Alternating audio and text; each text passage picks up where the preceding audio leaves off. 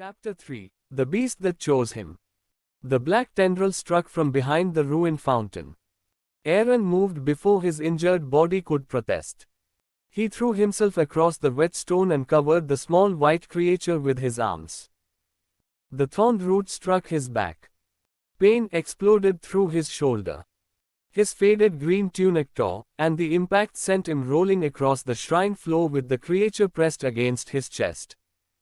They stopped beside the cracked altar. For several seconds, Arin could not breathe. Rainwater ran through the broken roof and splashed against the stones around them. The small creature struggled weakly beneath his arms. Arin immediately loosened his hold. "I'm sorry." The Misthorn cat twisted away from him, dragging its injured hind leg. Its turquoise eyes remained fixed upon his face. It was still afraid of him. But it was alive. The corrupted root rose again. More tendrils pushed through cracks in the shrine floor. Black thorns unfolded along their surfaces, each one glistening with dark liquid. Arin reached for the stable knife at his belt. The blade was short, worn and designed for cutting rope. It would not stop something that had torn through solid stone. The first tendril struck. Arin rolled aside. The root shattered the corner of the altar. Silver dust filled the air. A symbol hidden beneath centuries of dirt became visible upon the stone, a great tree sheltering an open doorway. The same symbol Arin had seen above his hand in the Imperial Tamer Guild. The same doorway that had appeared when the Ishfang hound chose to approach him. The shrine trembled. Something ancient stirred beneath it. A voice entered Arin's mind. Not loud. Not human. Yet clear enough that he understood every word. A creature seeks shelter. The corrupted roots closed around him. Will the keeper open the door? Arin had no idea what the question meant. He looked at the wounded creature. Black thorns were wrapped around its hind leg. Corruption had spread beneath its white fur, and every breath caused its small body to shake. It had probably been hiding here for days. Perhaps longer. It had no reason to trust him. The forest had no reason to help him. And he had no power capable of defeating the thing attacking them. But the question had not asked whether he was strong enough. It had asked whether he would open the door. Yes, Arin said. The symbol beneath the altar ignited. Silver-white light spread through the cracks in the shrine floor. The black tendrils struck. A translucent barrier appeared around Arin and the creature. The roots slammed against it. The barrier bent inward. Arin felt the impact inside his bones. Words formed in the air before him. Hidden class awakened. Keeper of the first sanctuary. A keeper does not dominate. A keeper offers shelter. A keeper cannot force entry, loyalty or obedience. Only those who willingly accept protection may cross the sanctuary threshold. Another root struck the barrier. A fracture of white light appeared above Arin's head. The protection would not last. A second panel opened. Soul Sanctuary, Dormant. Territory, Unclaimed Safe Zone, None Sanctuary Bonds, 0 Land Purification, 0% Keeper Condition, Injured Available Functions. Beast Empathy Gentle Touch Corruption Sense. Locked Functions. Sanctuary Mark Growth Sharing. Awakening Requirement. Protect one creature that willingly places its trust in the keeper. Arin stared at the words. So even the ancient power expects me to earn it. The Misthorn cat hissed. Arin looked down. That wasn't a complaint. The creature's ears flattened suspiciously. Despite the danger, Arin almost smiled. Another impact shook the barrier. The fracture widened. He could not wait for trust while sitting behind a failing wall of light.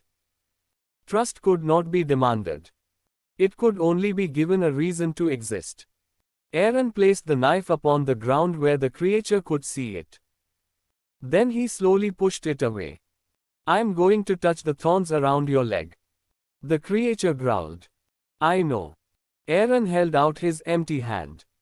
"If I leave them there, the corruption will keep spreading. If I pull them without understanding how they're attached, I might make the injury worse. The growl continued. Arin did not move closer. You can bite me if I hurt you. The creature blinked.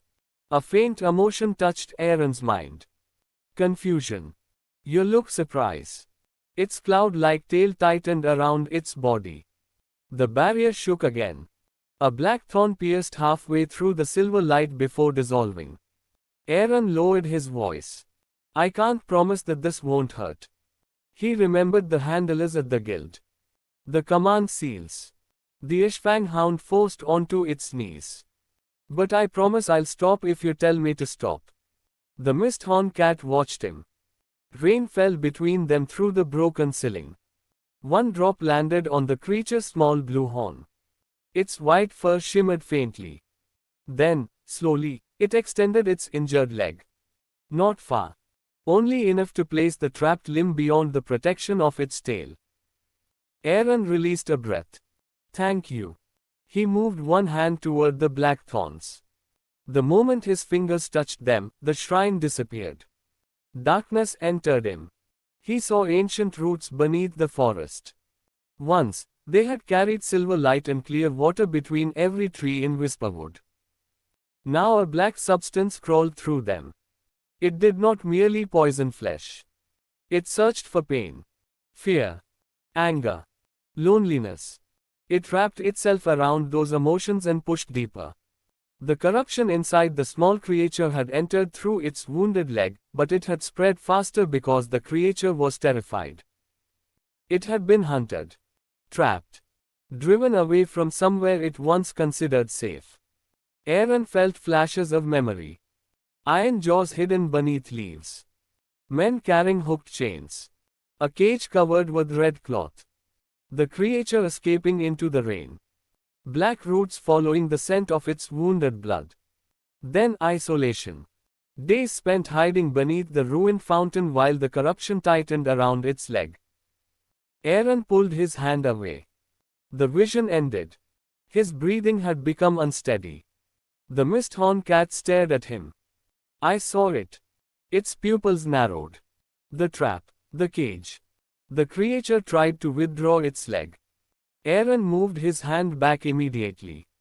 I won't ask where you came from. The fear inside it remained sharp. I only need to remove the thorns. The sanctuary interface changed. Creature condition detected. Name, unknown.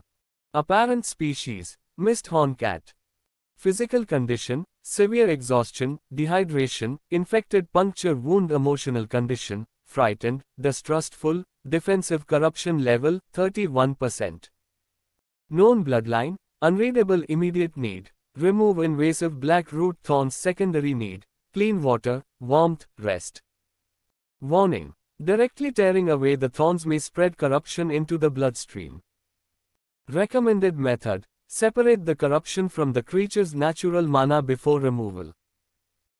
That would have been useful a moment earlier, Arin muttered. The creature made a faint sound that was almost a scoff. Arin looked at it. Are you making fun of me? Its face remained perfectly innocent. The barrier cracked again. There was no time to search the ruined shrine for medicine. Arin placed 2 fingers near the first thorn without touching it. He concentrated on the sensation he had felt while helping the poisoned frog. There had been 2 separate currents beneath its skin. One belonged to the creature. The other did not. Arin closed his eyes. At first, he felt only pain. His injured ankle. The cut across his back. The strain of maintaining the barrier. Then he sensed a cool current inside the Misthorn cat. It felt like the moment before rain. Soft clouds gathering above warm earth. The creature's natural mana. Around that current coiled something cold and rough. Black root corruption. Arin focused on the boundary between them. A pale warmth gathered in his fingertips. Gentle touch activated. Effect. Reduces fear and pain through direct empathetic contact. Current effectiveness is limited by the keeper's condition and lack of sanctuary territory. Arin touched the fur above the wound. The creature flinched. Its claws struck the stone, but it did not pull away. Still with me. One turquoise eye opened. Good. The pale warmth traveled into its leg. Arin felt its pain enter him. Not as an injury, but as pressure, sharp enough to make his hands tremble. He followed the corruption beneath the fur. It had formed thin fibers around the creature's natural mana channels. Pulling the outer thorns would not be enough. He had to loosen those fibers first. Arin imagined opening his hand rather than closing it. Making space rather than applying force. The symbol of the open doorway appeared beneath his palm. Silver light surrounded the first black fiber. It resisted. Cold spread through Arin's arm. The corruption searched for something inside him to hold. It found Derek cutting the rope. The memory returned with painful clarity. Derek's calm face above the ravine. The blade falling. The rope snapping. The certainty that Arin's life had been assigned less value than everyone else's. Anger rose inside him. The black fiber tightened. The Misthorn cat cried out. Arin opened his eyes. No. He was not speaking to the creature. He was speaking to the corruption. You don't get to use that. Arin could be angry at Derek later. He could decide whether to forgive him or expose him later. Right now, that anger was hurting the life in front of him. He let the memory pass. The black fiber loosened. Silver light flowed around it. One by one, Arin separated the corruption from the creature's mana. Sweat mixed with rain upon his face. The barrier behind him collapsed another handspan. A tendril forced its way through. It crawled across the shrine floor. The Misthorn cat saw it first. Mist burst from its fur. The shrine vanished beneath a white cloud. The corrupted root struck at the place where Arin had been kneeling. It hit only empty stone. Arin found himself several steps away. The creature stood unsteadily beside him. A faint trail of cloud-shaped paw prints faded behind its feet. You moved us. The Misthorn cat swayed. Its turquoise eyes closed briefly. That took too much strength. The root turned toward them. Arin scooped the creature into his arms. This time, it did not struggle. He carried it behind the cracked altar as the mist concealed them. The creature's power had bought only a few seconds, but that was enough. The silver light around the invasive fibers had stabilized. Arin gripped the first external thorn. Ready. The creature pressed its face against his torn tunic. Arin pulled. The thorn slid free. Black liquid struck the floor and evaporated. The creature's body tensed, but no corruption spread beneath its skin. 1. He removed the second. Then the third. The final thorn was buried deepest. Arin's vision blurred. The barrier shattered. Black roots poured into the shrine. The creature trembled against his chest. Arin touched the final thorn. I need you to trust me one more time. A soft sound emerged from its throat. Not a hiss. Not a growl. Permission. Arin pulled. The last thorn came free. The corruption level fell. Corruption level, 31% right pointing arrow 14%. Invasive black root connection severed. Residual corruption remains. Immediate rest and purification are required. The roots surrounding the shrine froze. Every black thorn turned toward Arin. Without the connection to the creature, the corruption had lost its easiest path. Now it focused entirely upon him. The ancient voice returned. The creature has been freed. The keeper has no territory. The threshold cannot remain open. The light beneath the altar began to fade. Arin tightened his arms around the small creature. So this is where we run. His ankle could barely hold his weight. His back was bleeding. The creature was exhausted. Running was not a realistic plan. The nearest root rose above them. The Misthorn cat looked at Arin. A question touched his awareness. Not expressed in words. A simple feeling. Why? Why had he returned for an animal that was not his? Why had he placed his body between it and the corruption? Why had he thrown away the opportunity to escape west? Arin looked into its turquoise eyes. Because no one should be left behind just because saving them is difficult. The creature became very still. Something changed between them. The fear did not disappear. Trust did not replace every painful memory. But beneath that fear, a small decision formed. The mist-horn cat lifted one paw. A pale blue cloud shape glowed beneath it. It placed the paw against Arin's chest. Silver light spread between them. No chain appeared. No command circle closed around the creature's neck. Instead, the symbol of the open doorway formed beneath both of them. A creature has willingly accepted the Keeper's protection. Sanctuary bond available. Conditions. Mutual trust, established voluntary acceptance, confirmed dominance seal, absent Keeper's intent, protection creature's intent, shelter. Would both souls accept a sanctuary bond? Arin looked at the creature. This isn't a command. A warm pulse answered. You can leave whenever you choose. Another pulse. Stronger. Arin placed his hand over the small paw resting against his chest. I accept. The creature's eyes closed. Its answer entered him like the first drop of rain upon dry soil. Accept. The shrine filled with silver-white light. The black roots recoiled. A circle expanded across the floor, not made of chains or binding runes, but of leaves, flowing water and open branches. The light passed through Arin. His pain did not vanish, but strength returned to his shaking legs. It passed through the creature. The dark stain beneath its fur stopped spreading. The bond settled gently between them. Arin could sense its presence without entering its thoughts. A small, proud light. Bruised but unbroken. And within that light, a name. Mira. The creature opened its eyes. Arin was not sure whether he had heard the name or simply remembered it. Mira, he repeated. Her large tail moved once. Approval. The sanctuary record appeared. First sanctuary bond established. Companion, Mira apparent species, Misthorn cat true bloodline, dormant, information unavailable physical condition, injured, exhausted emotional condition, cautiously trusting corruption level, 14% trust level, 12%. Bond type, Sanctuary Bond Authority, none commands available, none forced recall, unavailable. Shared growth, locked until both keeper and companion recover. New ability unlocked. Sanctuary mark. The keeper may claim a small abandoned territory only when 1. The land once offered shelter to creatures. 2. No living owner currently holds rightful claim.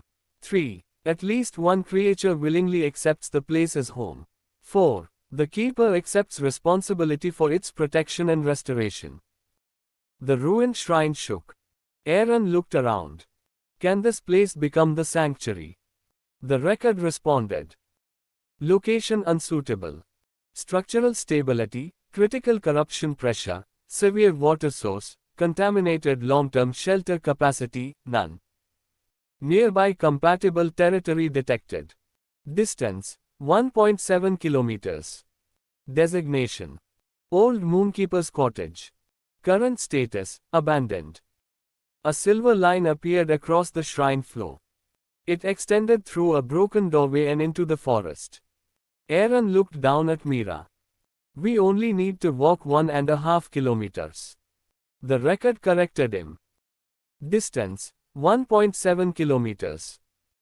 I was trying to make it sound easier. Mira stared at him. Then she looked toward his swollen ankle. Her expression clearly suggested that she was not convinced. The black roots struck the edge of the glowing circle. Silver sparks filled the shrine. Their temporary protection was already weakening. Arin wrapped the remaining bandage around Mira's injured leg. He made it firm enough to protect the wound without restricting circulation. Mira watched every movement. When he finished, she sniffed the knot. It's not beautiful, but it will hold. She tried to stand. Her hind leg trembled. Arin lifted her carefully. Mira placed both front paws against his chest and looked offended. You can't walk. Her ears flattened. Neither can I, but one of us is slightly larger. Mira turned her head away with great dignity. Arin used his branch as a walking staff and followed the silver line from the shrine. The corruption pursued them. Black roots moved beneath the ground on both sides of the ancient path. Yet they did not cross the silver trail. The old stone lanterns awakened one after another as Arin passed. Pale blue flames appeared inside them, revealing faded carvings of beasts sleeping beneath an enormous tree. The rain softened. Mira rested against Arin's shoulder. Although she pretended to watch the forest, her eyes slowly closed. Arin continued through the pain. Each step took them farther from the ruined shrine. The forest gradually changed. Black stains still marked some roots, but colorful life returned between them. Tiny lantern-winged insects floated above violet flowers. Round seed-like creatures with leafy ears watched from a hollow log. A narrow stream flowed beside the path, its water clear enough to reveal golden pebbles beneath the surface. Mira opened her eyes at the sound. You need water. Arin knelt carefully beside the stream. The sanctuary record appeared. Water condition, mostly clean, corruption traces, 2% safe for temporary external use. Drinking without purification is not recommended. Arin poured a little water into his palm. Mira sniffed it but did not drink. Good decision.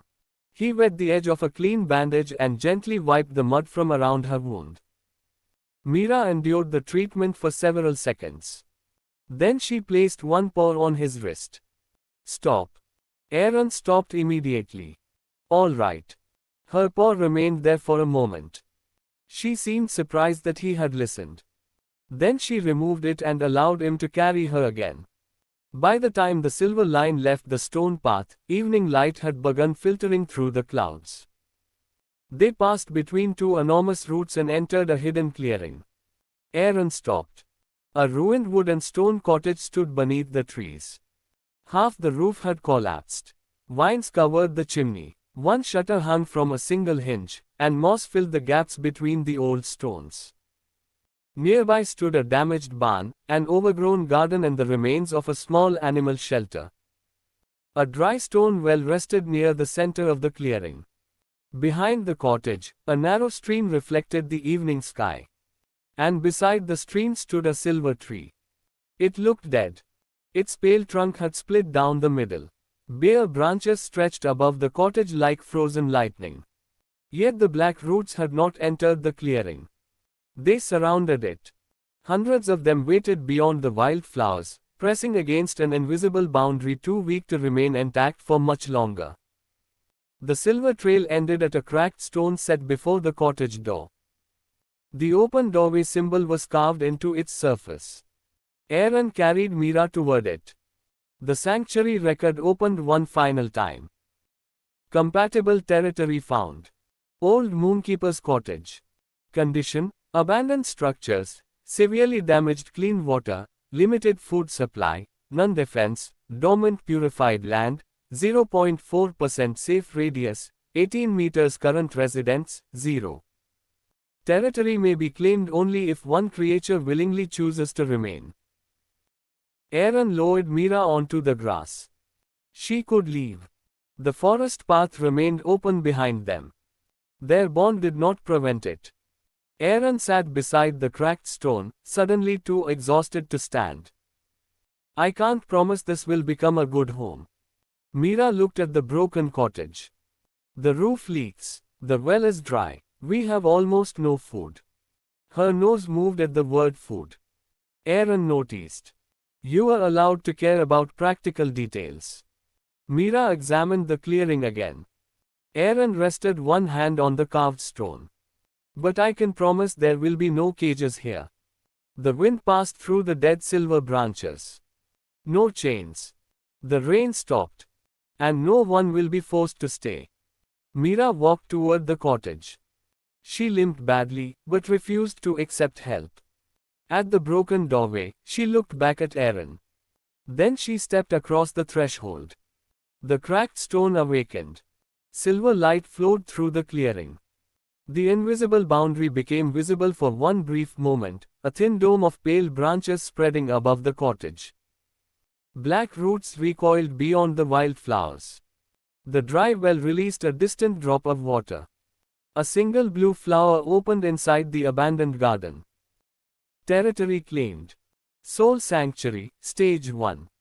Designation: Abandoned Shelter Keeper, Arin Vale First Guardian, Mira Safe Radius, 18 meters. Land Purification, 0.4%. Facilities: Ruined cottage, dry well, damaged barn, collapsed shelter. Food reserve, none. Defense: Minimal urgent needs. 1. Treat keeper and guardian injuries. 2. Secure drinkable water. 3. Create a dry sleeping area. 4. Find food before the next night. 5. Prevent barrier collapse. First Sanctuary Mission. Make one corner safe. Prepare a clean, warm resting place for one injured creature. Reward: Minor territory stabilization. Failure consequence: none. The sanctuary does not punish failed kindness. Arin read the final line twice. Mira stood inside the doorway, waiting. Not commanded. Not trapped. Waiting. Arin pushed himself upright. All right. He looked at the ruined cottage, the dead tree and the corrupted forest pressing against their tiny circle of safety. 18 meters. That was all the sanctuary protected. A broken house. An injured creature. A tamer officially ranked at the bottom of the world. It was not much. But it was a beginning. Arin crossed the threshold. Behind him, unseen by either of them, the dead silver tree absorbed one drop of glowing rain. Deep beneath its bark, something faintly pulsed. Once.